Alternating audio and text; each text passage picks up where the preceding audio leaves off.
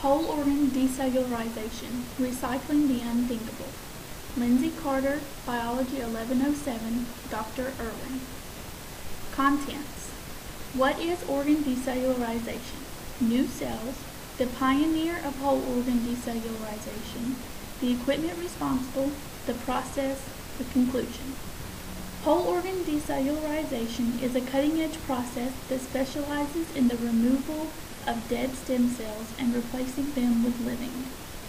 In organ decellularization, the organ is attached to a bioreactor where it is cleansed with a shampoo-like solution, effectively cleansing the organ of its cells. Once the organ is emptied of its dead cells, it is injected with new living cells.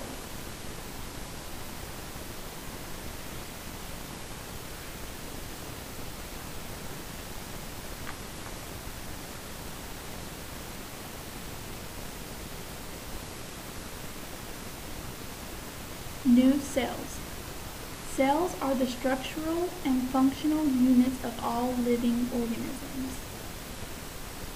Types of cells: epithelial cells, connective tissue cells, nerve cells, muscle cells, adipose cells, and stem cells. Stem cells are parent cells for tissue and organs of the body.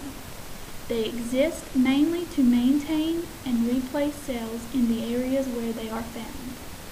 Stem cells are found in the blood, bone marrow, muscle, and organs like the liver and the brain. Umbilical cord stem cells. They are found in the umbilical cord blood and the placenta. They help best in fighting disease. Embryonic stem cells. They are fertilized frozen eggs from in vitro clinics. They are the ideal cell for the decellularization process because they can become useful for a variety of organs. Adult stem cells. An adult stem cell is an undifferentiated cell found among differentiated cells in a tissue or organ. Adult stem cells come from people who donate bone marrow, cord blood, or tissue biopsies for research. The pioneer of whole organ decellularization, Doris Taylor, Ph.D., photographed holding a decellularized human heart. Her famous quote, "If you need it, we can build it." In 2008, she worked as a cardiac researcher at the University of Minnesota when she developed this process. She partnered with scientists in Spain to successfully decellularize and reseed 10 human hearts. Also has plans to use pig hearts in place of human. I absolutely see a day where you'll walk into a manufacturing facility somewhere and there will be jars of kidneys, and jars of livers, and jars of lungs. Whatever it is you need. You need a blood vessel per cell because the heart works all day, every day. And I don't know if you've ever seen blood vessels really, but they look like a tree. And the challenge is not to build that big limb, but to build those little tiny branches that come off. But building these intricate branches might be unnecessary if we take advantage of a remarkable fact. Organs are not just made of cells. So if you wash the cells away, what's left? Well, what's left are these proteins on which the cells sit, and they form the framework of the organ, the scaffold. These natural scaffolds hold an organ's shape down to the smallest detail, including every blood vessel. So, could they be used to build a complex organ like a heart? But Taylor's colleague, Harold Ott, thought he could find a way. He would use the blood vessels in a rat's heart to deliver a chemical that would dissolve its cells and nothing else. So the process of finding the right chemical was literally a try and error process, starting from A to Z on the chemical shelf. First, Ott tried enzymes, but they dissolved both the cells and the scaffold. Other chemicals caused the hearts to swell up. Finally, he tried a soap commonly found in shampoos. What we had is this thing that looked like a heart, but it looked like a ghost heart, if you will. This is essentially the scaffold of a heart. Who knew a heart had a full skeleton? But it essentially has no cells, dead or alive.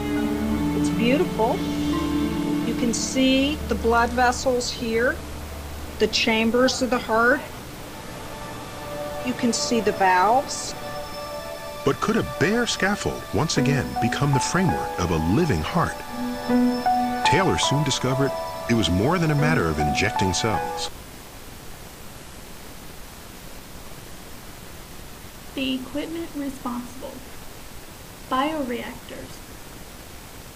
A bioreactor is used for carrying out biochemical processes which employ microbes, fungus, plant cells, or mammalian cells system for production of biological products. This bioreactor reseeds the new cells into the decellularized organ by spraying the organ with the new cells.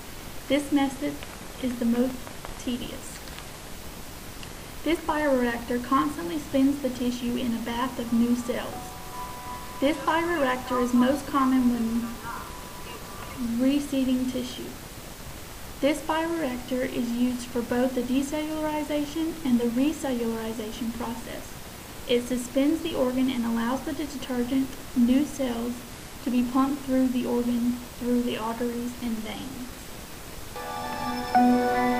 Just putting cells on a scaffold isn't enough.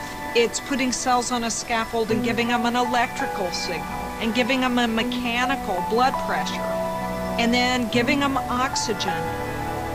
It's not just a heart in a jar, it's a heart in an artificial body. So it's simple in many ways and it's unbelievably complicated. The process. The process starts by removing a heart from an animal cadaver, in this case a rat. A catheter is inserted into the organ and a solution slowly drains cells from the heart. Over the course of several hours, the solution removes everything but the extracellular matrix. After the heart is completely drained, it is ready to be reseeded with a fresh crop of cells. At this point, we inject the scaffold with cells, your cells. We leave it in the lab for about a week, and after that, the cells actually begin to contract, pump. In theory, the decellularized organ, now with cells, is on the way to becoming a new. This, for example, is no special effect.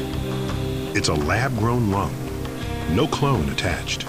I absolutely see a day where you'll walk into a manufacturing facility somewhere.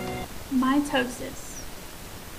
Mitosis is the process that facilitates the equal proportioning of replicated chromosomes into two identical groups. Mitosis has 4 stages plus cytokinesis. Prophase. During prophase, chromosomes take shape. The 2 centromeres begin to move toward the cellular poles, sprouting microtubules as they go. Metaphase. Microtubules attach to sister chromatids and align them at the metaphase plate. Anaphase. Sister chromatids are moved to opposite poles in the cell, each chromatid now becoming a full-fledged chromosome. Telophase. Chromosomes decondense, nuclear envelopes form around the 2 separate complements of chromosomes. Cleavage furrow begins to form and cytokinesis is well on its way. Cytokinesis. The cell membrane pinches together completely. Membranes on either side fuse together, creating 2 cells. Mitosis in real time.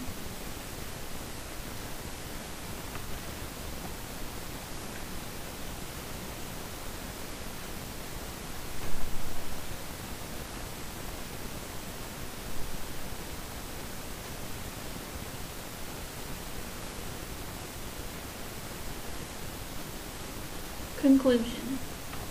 The thought of one day being able to special order an organ or any other body part a person may need has been taken from decades to mere years away. Whole organ decellularization has added to the concept of making the most of what you have, by taking something that was not worth anything and turning it into another person's lifesaver. How could this happen? By recycling the unthinkable.